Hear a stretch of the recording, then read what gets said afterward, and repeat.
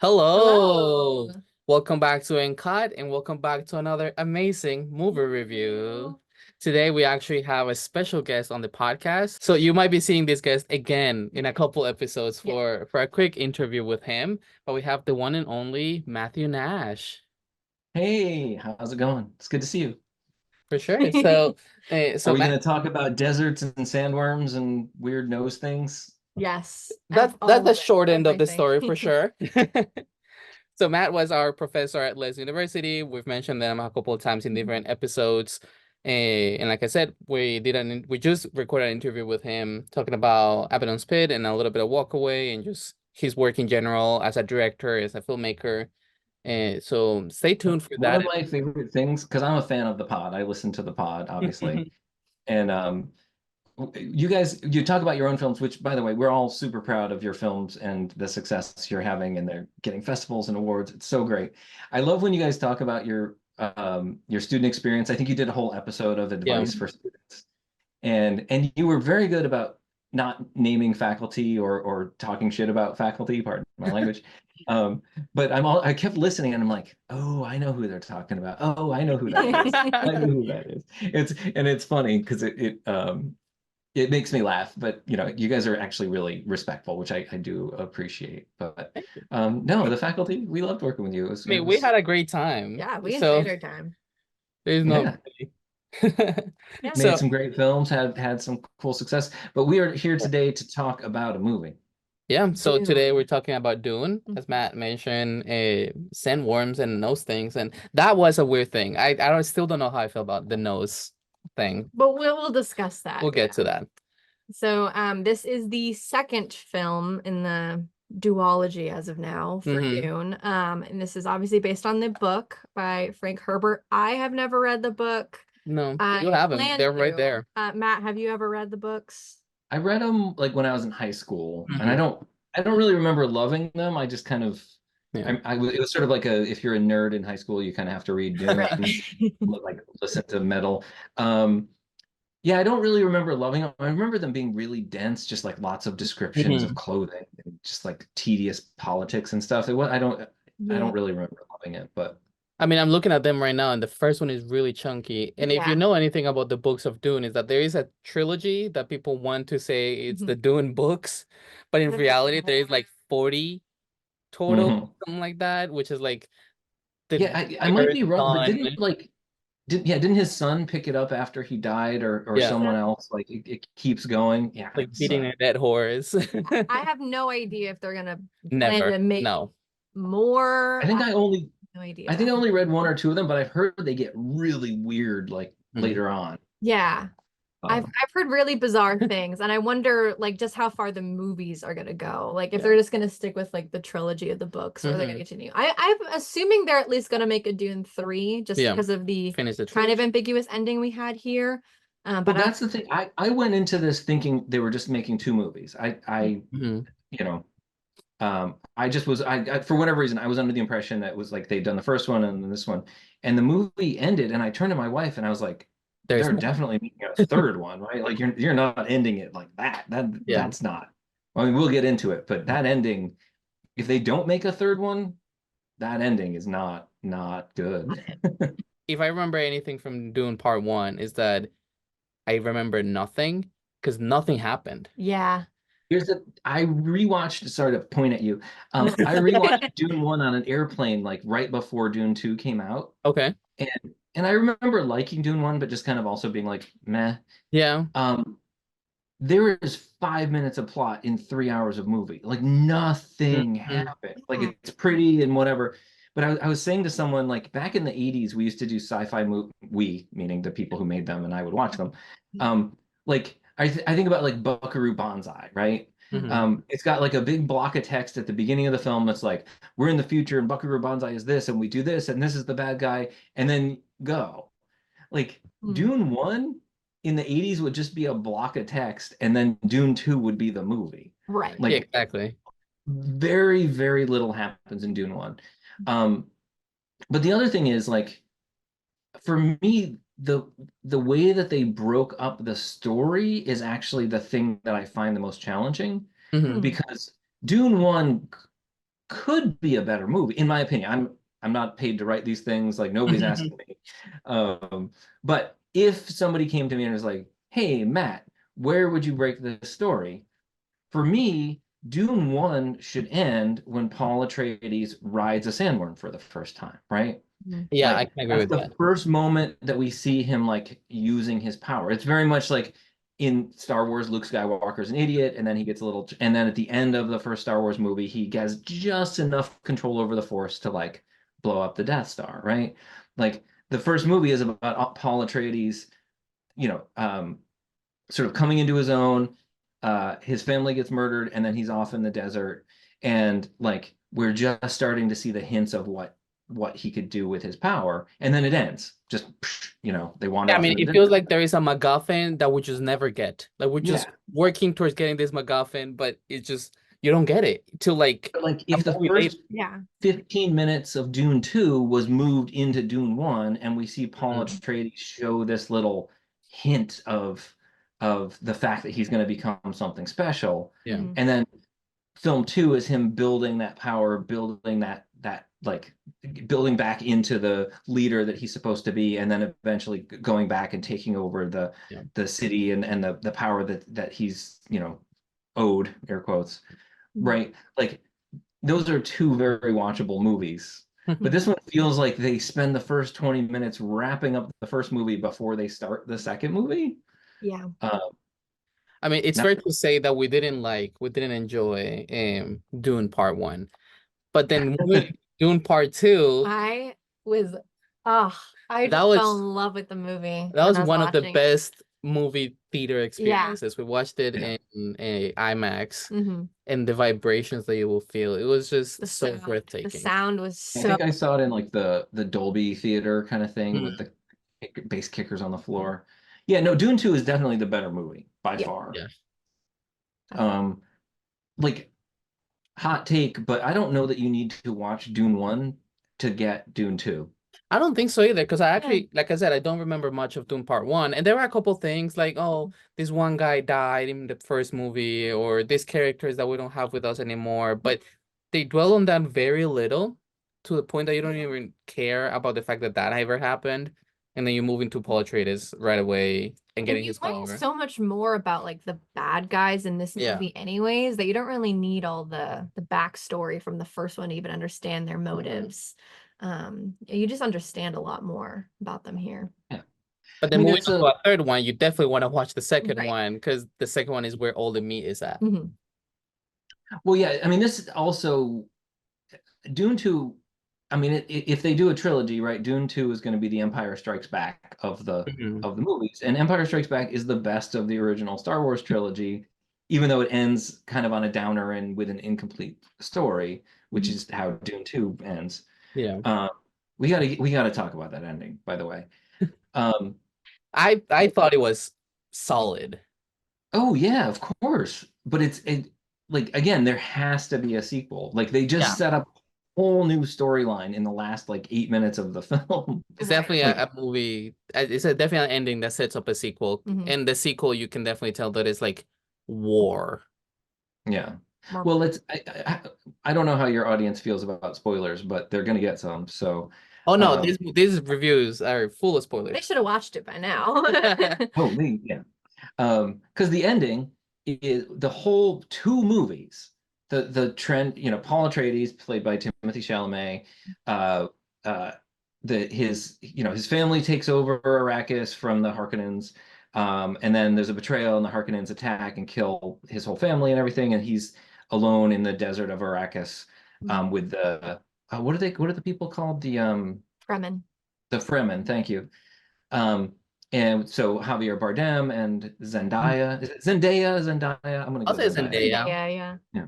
Um, and so like the character arc of Paul Atreides, Timothy Chalamet, is young novice into mature leader, and then the romantic arc is there's this long, slow progress of him and Zendaya like falling in love and slowly getting closer to each other. Yeah. And Dune 2 sets up that they have finally arrived at the point where they've acknowledged that they want to be romantically involved, and that it looks like that's going to work out. And then at the end of the film, after sort of a battle, Paul Atreides has defeated the evil Harkonnens, and there's the president of the galaxy is there, or whatever. And there's this moment where he's assuming the power that's owed to him, or that he's been fighting for. And we're like, yes, he can finally get what he wants. He can be with Zendaya. He can like empower the Fremen, and then and then boom, he decides to marry Florence Pugh, like the daughter of the president, and like it's like a total political move, like cement his power, and just the betrayal on A lot of Zendaya's character. Yeah. Yeah, I mean, she's a great, like, emotive facial actress. But just that moment of like, oh shit, Yeah. and then the movie ends, and like Zendaya and the Fremen head back off into the desert. It's like, I'll definitely agree with you in that part. Mhm. I absolutely hated the way that Timothy's character went about just completely forgetting about these people that made him kind of who he is. Because Right. there's a prophecy, but let's be honest, they taught him everything he kind of knows. Mhm. And he just forgets about them and about his girl. And I mean, you can tell that he feels pain while doing it. But there's other ways that you could go about it. Like I wanted to Right. see the president being killed, if I'm honest. And obviously, I know this is based on the books. I have not read them. I don't know the story of the books. But I mean, we've taken creative liberties in the past, and I think this is one that we could have tweaked a little bit. but it is so much more Shakespeare than Disney, right? Yeah. Like the Disney version is, I come from privilege, I go and I live among the common people, and I come back and I use what I learned from being with the common people to like make my privilege matter, right? Mhm. Whereas this film is very Shakespeare, where it's like, I come from privilege, I went to live among the common people, and the moment I can get all that power, fuck you, you know? And we And may see, I mean, I haven't read enough of the books to know, but we may see in Dune 3 that that's a temporary situation, and either he has to relearn the lessons, or it's like a trick. yeah, it's a trick to get himself inside where he can then apply. Who knows? So like we'll see what happens in the third movie. But in that moment, it very much just felt like this backstabbing Zendaya, but also like backstabbing a whole audience who was rooting for their love story, Yeah. Yeah. And it's funny that you mentioned Star Wars because I feel like it's really difficult to talk I'm about. literally wearing a Star Wars t-shirt. I will mention Star Wars like, every day. It's not even that, it's just the fact that it's confirmed that Star Wars is not a Dune ripoff, but it's based on Dune books. Oh yeah, I mean, Tatooine is Arrakis. Like Yeah. the basic hero's journey of Luke Skywalker is entirely Paul Atreides' journey. Like, it's even to a lesser extent, like Darth Vader and the Empire are sort of like a Mhm. stripped down version of the Harkonnen. It's all Yeah. similar. And being honest, no one watched the original Dune movies because for what I've seen, they absolutely suck. The So visual effects Okay, are hold on. So Dune is a fascinating property, and like your audience is about to get film professored all over the place here. The original, so the books, of course, exist, but the original attempt to shoot Dune was supposed to be directed by Alejandro Jodorowsky, who did The Holy Mountain. And he brought in this amazing team of people to build it up, and it would have been the most epic film ever made, but it for Would've. various reasons. And there's a great documentary called Jodorowsky's Dune that you should watch about the sort of failure of making this film. Weird, unrelated to this conversation side story, the sort of collapse of Jodorowsky's Dune is what actually allows the movie Alien to come into being, but that's another story. There's a whole other movie called Memory, the Making of Alien, the Dan O'Bannon story, that kind of goes into that. It's an amazing documentary. You should watch that. But the failure of Dune by Jodorowsky kind of left this weird, like nobody wanted to touch it kind of property.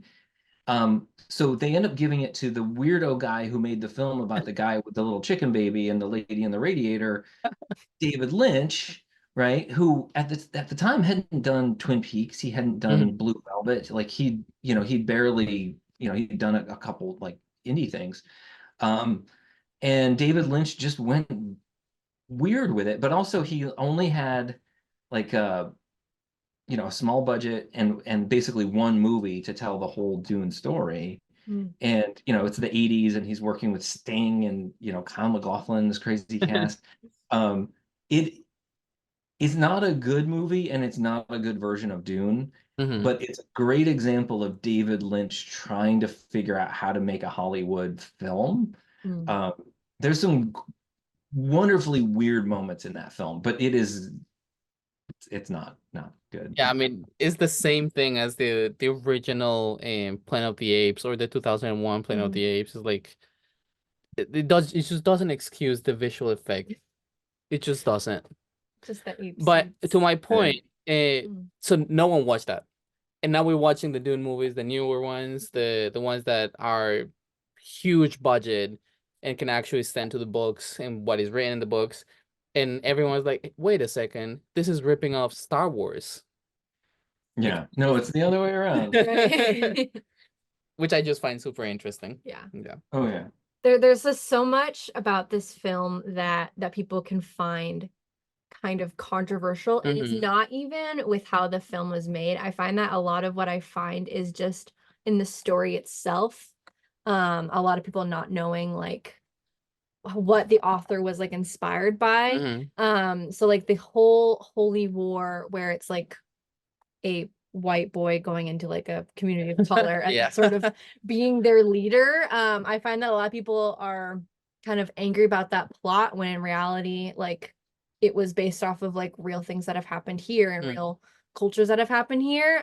So I just find it interesting, the discourse that I've seen online about like this film in Well, that sense. in a weird way though, the unsatisfying ending of Dune 2 is a weird way of dealing with that white savior problem, Mhm. right? Because like in a sense, the more authentic version of the white savior story is that he He'll betrays stick those around. people as soon as he gets power again, Mhm. gets re-embraced by the powerful again. Yeah. So there is a weird, like, I mean, I don't know the books well enough to know whether the filmmakers are taking liberties with the story, but Yeah. there's an interesting version where they set up the white savior narrative and then don't do it, and he becomes a villain or becomes a like Like the that fake relationship Messiah. becomes Yeah. um you know I don't one of my biggest problems with movies like this in general is the setup that like the evil people are just truly evil through and through, right? Like you see Stellan Skarsgård and Austin Butler and Dave Bautista, and they're just like there's no redeeming them. They're just pure evil, like literally blackness oozing from their insides. And in Like, black and white, almost their world because Yeah. of I mean, the Austin Butler character has the most potential to be interesting, yeah. but like I agree. I don't. I just like even Darth Vader at a certain point was humanized and became Anakin, and the mask comes off, and we have a moment of like sadness when he dies, and we feel like a little bit of humanity inside the Darth Vader mask. Like the Harkonnens to me are just like we are just purely evil personified. We are the orcs from Lord of the Rings who just show up and kill you, and like that's just not an interesting villain to me, um, because they put so much effort into making the Fremen like complicated good. Yeah. Mhm. With They all the they they're, prophecy. they're not pure and they're not elves from Lord of the Ring who do no wrong. Like they're complicated and their goodness is undercut by lots of things. And then you just have this evil that's just like raw, unfiltered evil. Right. Uh, so And I'm there's another side plot with the mom of Paul Atreides becoming the mother, and then almost like she got a lot of tattoos really fast. yeah, and it almost felt like committing treason from the inside for Mhm. the sake of her Yeah. son, which also fits into the white savior narrative Mhm. and Yeah. then at the end, which is like they were never part of it. But I One don't of know the things that how makes I me feel laugh about the about this mom. is like we're in the future. We can jump through space. We have crazy technology. Like we have psychic witch. And the most powerful woman in the entire universe who like leads. Her name is Jessica. I know, and Paul, Jessica Right. and Paul. Here, welcome to the future. Here's Paul and Jessica. Like, And I also love seeing Elvis Presley in Dune, Right, of course. yeah. to be said. Well, and do you guys know about Stellar Skateboard? No. Have you No. heard this? Okay, so Stellan Skarsgård, the leader of the Harkonnen, the guy in the villain, So on another movie podcast that I won't name because we don't want to promote your competitors, but it's one of the big ones. Um, during a live show, there was a typo on like the laptop, and it changed Stellan Skarsgård to Stellar Skateboard. And so fans of the podcast used to log into Wikipedia and keep changing his name to Stellar Skateboard. So they had to lock his Wikipedia page for a while. But like you can buy t-shirts with his face on it that just says Stellar Skateboard. So every time I see him, I'm just like, Yeah. Stellan Skarsgård is not what pops into my head. I always think of Stellar Skateboard. I That's love amazing. that. When we But the interviewed, scene where Oscar Isaac goes in to kill him and he has the tooth with the poison, that was yeah, a great scene. Mhm. That was really great. when we interviewed Jenna Bennett, which was one of the costume makers for Dune, and she was commenting on how they had to have many different iterations of the outfits, which I think costume design was absolutely amazing for this movie, Mhm. except for the nose thing. Which But is in the book and it's necessary. Come on. I Yeah. know, but it just looks awkward.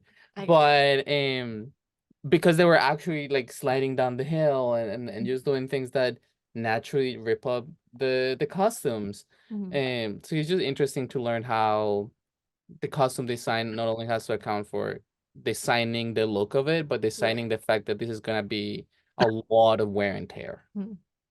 Yeah, Yeah. I mean, in the other podcast that we recorded that your audience is definitely going to listen to because I'm so charming, we talked about making my film, and yeah, my production designer, like we were having conversations about what it looks like, but then there's also, is it functional? Do we actually Yeah. have to be able to raise and lower an actor on a winch? And then also like, is it safe? Is this a kind of thing that like a space where we can have OSHA safety standards put in place?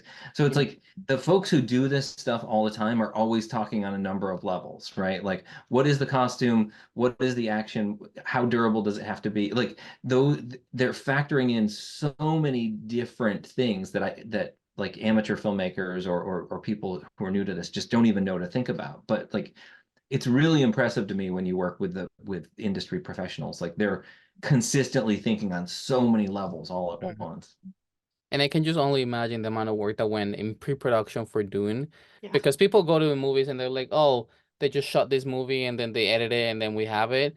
There is probably years of pre-production having to be done before they can even get on. Well, and don't forget, this is the third time people have attempted to make this movie, which Yeah. means they actually have. If you watch that documentary about Jodorowsky's Dune, the one that wasn't made, Mhm. all of the production design, like the storyboards and concept artwork, were done by Jean Giraud, the great Mobius, one of the greatest graphic artists of all time. And the Harkonnen world is all designed by Hans Rudy Giger, the guy who designed the Alien movies, right? Mm. The guy who invented Aliens. So, and that's the connection is actually Dan O'Bannon, who was writing on Jodorowsky's Dune, introduced Giger to Ridley Scott when they were doing Alien. But my point is like this movie is benefiting from all the work that went into David Lynch's Dune Yeah. and all the work that went into Jodorowsky's Dune. I feel like you can see it on screen where they're like, we're going to take this element that works and this thing that doesn't work, we're going to throw, we're going to add this and we're going to Yeah. subtract this. And it really feels measured in that way, where like everything on screen feels like the right amount of that thing. Right. Like there was never a moment in this film where I'm like, oh, that's too much or that's too. Yeah. Maybe the fight scene with Austin Butler felt a little like the The black and final white one? effect. Yeah, the black and white effect in that scene like felt a little Oh, like the uncomfortable. gladiator vibe. Mhm. Yeah. Yeah. Yeah. Um, But I but really enjoyed generally, that one, how he took away his protection Mhm. yeah, eyes. That was like, this Yeah. is me moment. yeah. Like, I'm that guy. Yeah, because that's the other weird thing about the Dune world is that at any moment everybody has these weird. I mean, I assume your audience has seen this, but there are these like you can turn on this shield that stops anything that comes at you fast, but won't stop things that come at I you know. slow. Like, The if you just slow keep going. motion. Like, Yeah, seems not effective. hmm. Um, but like, why wouldn't you just always have that on? Because there's scenes where like Harkonnen guys and their weird black jumpsuit things are walking through the desert hunting, you know, the Fremen, and then somebody just shoots them. Like, why wouldn't, like, if I'm going into battle, why don't I Why turn don't on I my put it armor? on? I think that's Uh, kind of like based on the Newtonian liquids or elements that Mm. if you punch them really hard, it's like a solid, but if you yeah. put your hand slowly, it's a I hadn't even liquid. thought of that connection actually, but that So could that make might be there. sense. Yeah. So usually in reviews that we do 2 reviews that are like poster reviews, written reviews, and then we talk about them. But since we're having such a great conversation, I think we'll do 1 review Yeah. and we'll see where that goes. So Yeah. A lot of reviews I found were praising the film. Specifically obviously for the visual effects and all the work that went into the art direction for this film. But this review kind of goes into the script, which I found interesting. So Wow. I can start reading that now. This is from slashfilm.com. For most of the runtime, Paul is a rather passive character, a reluctant savior going about his business. He's happy to become one of the Fremen, but he's shy about the whole Messiah thing. His paramour, Chani, Zendaya, who has a lot more screen time here than she did in the first film, loves Paul, but she also doesn't believe in the prophecies. This clashes with the Fremen Stilgar, played by Javier Bardem, who is all in on Paul being divine. Again, this is deep stuff, but Dune Part 2 only flirts with it for most of its length. As a result, the film begins to grow repetitive. It's never boring, and its hefty runtime moves at a brisk pace, but Paul's indecision and reluctance make the narrative stagnant. Eventually, Villeneuve, I don't know how to say his Villeneuve. Villeneuve. Okay, Oh that's the yeah. director's last name. What's that? Rectifies All this. of us do terrible, terrible French impressions right now. It means new villa. There you go. But the director rectifies this with a stunner of a third act, a big, loud, terrifying finale that caught me by surprise. I just wish the rest of the movie was as effective. But the script by Villeneuve and John Spates, I think that's how you say it, is too aimless for a large chunk of time. It wanders around the desert, occasionally picking up signs of life here and there. This is a frequently awe-inspiring movie that also can't quite tell a compelling narrative. Part of the problem, I suspect, lies in the fact that, like the first film, this isn't a complete story. It's only part of one. Yeah. Perhaps viewing the first Dune and Dune Part 2 back to back is the best solution, but I suspect most people aren't going to do that. They're going to see a new movie. And what they'll get is half of one. Maybe that won't matter though. Perhaps audiences will be so wowed by that final act that they'll come away from Dune Part 2 appropriately stunned. And maybe whenever Villeneuve returns to this world, and it sure seems like he wants to, he can finally find a way to tell a complete story. Yeah, I feel like that really speaks to your point of it not being a complete ending and absolutely needing a third movie. Well, I think there's a lot in there I agree with. I think 2 things that I would pull out. First, the Paul Atreides character by design is meant to be the person that the audience like connects with, Yeah. right? Like you're supposed to imagine yourself in their shoes, right? So that character has to be a little bit of an empty vessel for the audience to want to sort of step Put into their themselves shoes in and it. go on this journey with them. And I think that review is very much right that the Paul Atreides character remains an empty vessel far longer into this film than is useful, right? He like Luke Skywalker about halfway through the first Star Wars movie starts like he stops being a whiny country boy that you can kind of identify with his naivety, and he starts to become a real character that you care about. Yeah. Right? But Paul dwells on the one he will he. Yeah. Yeah. And like Timothy Chalamet is a really great actor, and I think he brings the character to life.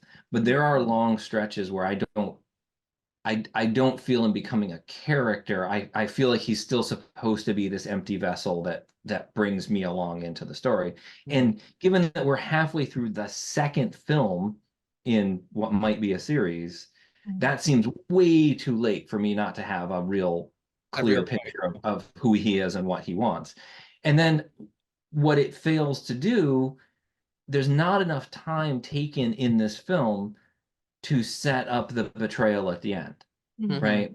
For that betrayal to really work, we have to see movement in one direction, we have to see conflict in the other direction, we have to see the character become enough of a character that I understand what they want, but there might be something else that they want that they're they're trying to deny. There have to be other characters who are pushing against their wants, or all that kind of stuff needs to be happening for Paul Atreides to get to that moment of betrayal, and it for to like really click, right?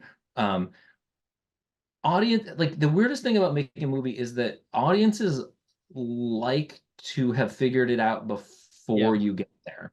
Right. And they Um, actually seek that.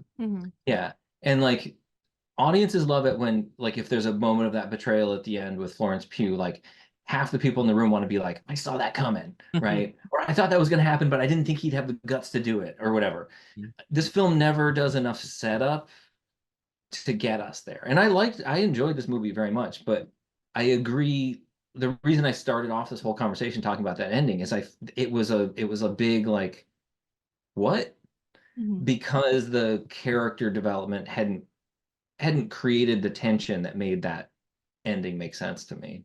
For sure. And I think to that point, I think one issue with Dune, the series as a whole, is I think that they're starting movies and then ending it when they should end it halfway through the next movie. Like if you're watching a show on TV, you watch a movie, sometimes you watch a show, sometimes you want to end it in the middle because nothing is in the middle. But if you watch it till the end, you're gonna be hooked and immediately go to the next episode. Exactly. What they're Yeah. doing with movies is ending it in the middle Yeah. instead of going all the way till the end of the show so you can be hooked for the next movie. Because we're not really hooked. We're just like get me there. Well, and these movies are long, right? I mean, we're talking almost 6 hours, 5.5 hours worth of movie, right? So if you think about that in like Harry Potter terms, we're like deep into the Prisoner of Azkaban Exactly. before Harry Potter has a personality, right? That's like pretty deep into this kind of storytelling for Paul Atreides to finally have some depth to him. I don't know. I switched from Star Wars to Harry Potter. I hope people can survive the whiplash of that change there. But don't even No, get me. I still think I would still recommend seeing both of these films. I think if you only have, so many hours in the day, just watch Dune 2. You can like you can guess what happened in Dune 1. You're not missing a ton of stuff. I mean, for me, the best scenes in Dune 1 are the ones with Rebecca Ferguson. I think she's probably the most interesting character in that. Well, and Oscar Isaac, but he's not given a ton to do in that first movie except be the powerful guy. But yeah, You can actually watch Dune. Anybody listening right now, you can actually watch Dune on Max already. It's already posted in there for you to enjoy. or watch it on Iceland Air like I did. There you go. That's true. And I think there is so much in this movie that just makes it worthwhile. Like we mentioned at the beginning, it was one of the best movie experiences in theaters. I haven't watched it on my TV right here, but it's definitely gonna be a different experience, and I'll have to take a look at how that feels. But it's I mean, we haven't even gotten into. I mean, there's some names in this movie that we haven't even said out loud yet. Like Florence Pugh is in this movie as a major character with amazing, probably the best costuming in the entire film. Like there's a lot in there, And I just saw an interview with Anya Taylor-Joy because she just came out with Furiosa. And she Right, was Anya being asked Taylor-Joy about turns up in a Dune. flashback scene for like one shot. Like again, they're clearly setting up a third film, because why in God's name would you get Anya Taylor-Joy to show up for like one Like shot? Anya had less screen time than Than Zendaya had in the Zendaya. first movie. And Yeah. actually, Anya was telling the interviewer how this specific scene with her was shot with a skeleton crew. Yeah. That scene was such an afterthought for the filmmakers. Yeah. Well, it read to me like, oh no, we've set this film up to have a sequel. We need to like do a little work to make sure that we're making those hints so it doesn't feel out of the blue when people get to the ending. But you're right, like Zendaya's in the first film, what, 2 minutes? Maybe 3? Something like that. Yeah. But I mean, thankfully the movie did really good in theaters, because I know there's movies that set up a sequel and then they absolutely die in the first movie and then we don't get the ending. So thankfully this movie is killing it. And it's already gone in theaters, so you can watch it. I think if I read correctly, it made over 700 million at the box office. That's really good. But that's less than I thought it would make, all things considered. Yeah. Well, I mean, but it'll do all that international. Exactly. Yeah, the theater is an interesting. I have a friend who just released a film this spring. I won't say what film or who the director was, but big name actor, big name film, hit the theaters at the right time. Like everybody was excited about it. The Yeah. the lead actor was doing major press on major TV shows. Again, I'm being vague here, but and then yeah, the box office was good. Like I'd like to make the money that this movie made on any film I've ever made. But yeah, the people that were producing this film were disappointed in these box office numbers. And it's like, I mean, I saw it twice in the theater. Did I see it twice in the theater? Um, you know, pretty much full house both times, like great reactions, great press, all that stuff. So either I think we've gotten to this point where those huge box office numbers are so huge that people like Nothing feels good. back in the day, what used to be a good number now looks small because Yeah. we've got those mega numbers. But also like I mean, not to be the old guy in the room here, but when I was young, movies would be in theaters for a month or Mhm. two, Yeah. right? Like, I mean, what was it? Halloween, the first Halloween famously was like in theaters for like a year, before it even like picked up major distribution. Um, like that's all getting theatrical money. That's all getting release. It's getting audience. It's getting attention. And then you Now, don't see it on TV till like a year later. Yeah. yeah, now like if you miss a movie on a weekend, it's highly unlikely you're going to be able to catch it the next weekend. It's like it's so rare that a movie is in theaters like 2 weeks in a row. And I mentioned, I think in our previous episode, but my wife and I, we do double features every weekend, and there's so much of a negotiation. Like if there's three movies we want to see, which is the one that will We don't wanna miss. probably be around one more week, Right. Exactly. right? Because there's so much stuff that you're like, oh, I want to see, I want to see this weirdo indie film. I want to see, this like crazy art house film or this Like now foreign or film. never. It's like, yeah, if I do not see it Saturday, it's gone. That's Yeah. kind of Like gone from the a lot of theaters. Now, watching things in streaming is a completely different experience. And I'm gonna get up on my soapbox here for a second for your audience and be like, watch movies in the theater. It is a completely different experience. You pay more attention. Yeah. Also, if you're afraid of subtitles or if you have attention span issues, like and watching movies with subtitles at home, I can't watch movies with subtitles at home. I just don't have the attention span for it. But I can watch foreign films in the theater all day long. Like it's really the only way I'm going to pay attention to them. Um, but yeah, like we all know, you watch a good movie at home. You're on your phone. You're playing games on your laptop. You're distracted. In the theater, it's a completely different experience. And I don't know. I'm just a huge advocate for the movie theater. I'm a huge advocate for seeing things on the big screen, and wish you know I'll like definitely agree with you in that one. Yeah, And I definitely. mean, also turn off your phone. Don't talk during the movie. thankfully, we're at the point that people have reached out and being like, "Hey, I listened to your podcast to figure out what movie I'm gonna watch next." So Yeah. We're getting there. get to the theaters. Get to the theaters. And how many Well, clapping boards out of 5 would you give Dune? I'm sorry. How many clapping boards out of 5 would you? Clapperboards out of 5. What would I give Dune? Should I pull up my letterbox? I don't want to give something inconsistent with my letterbox. I believe I gave it a 4. If it's not a 4, your credibility just went down. Right. I believe it's either a 4 or a 4.5. It's Okay. definitely a high level movie for me. Here, I'm not ignoring you. I'm bringing up letterbox on my phone so I can tell you what I gave it. Um, I mean, on the meantime, I think for me it's a definite 4 out of 5. 4.5 clapping boards out of 5. I would do a 4. A 4? Yeah. Okay, that's pretty solid. Mhm.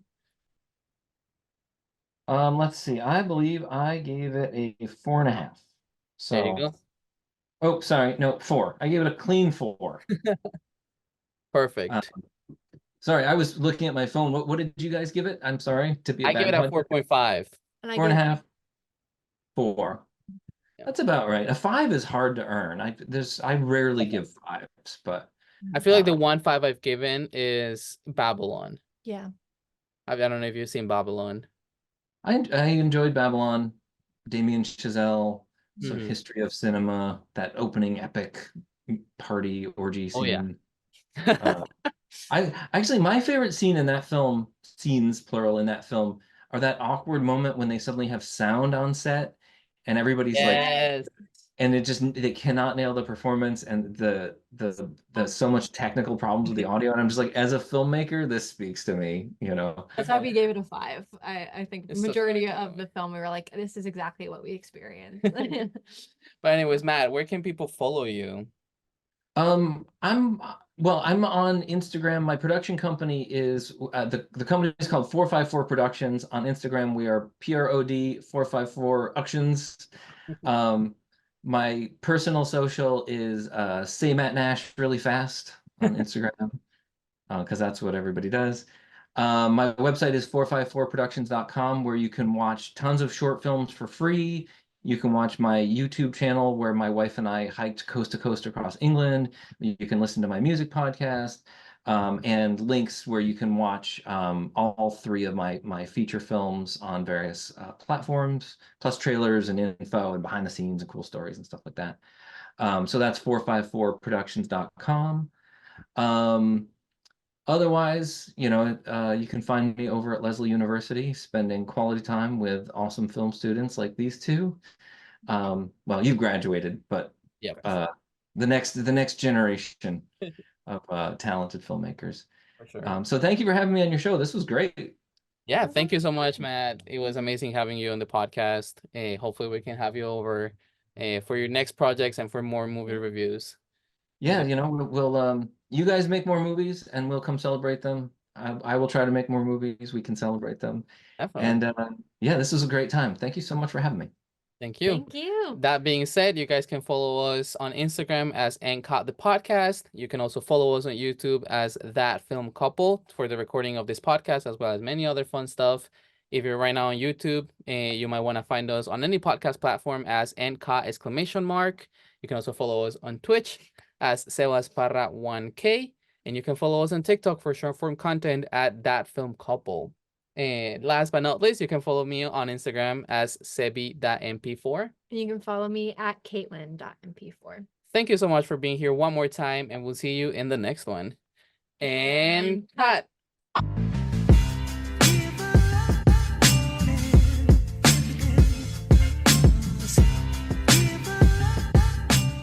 Beautiful.